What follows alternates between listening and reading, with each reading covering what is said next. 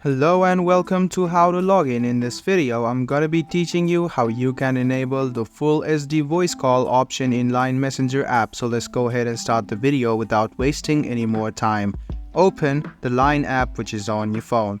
After you do this, what you need to do is click on Home, which you see on the left hand corner, and then go to its settings. Go ahead and tap on the gear icon on the top right hand side.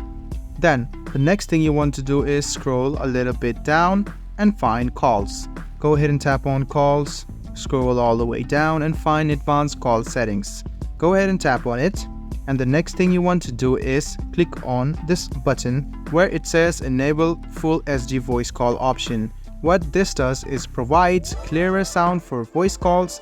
You can turn this option off if you have issues with the sound. So you can just go ahead and click this and your voice call will be much clearer and will be heard in HD. So you can enable this to access the full SD voice call in Line.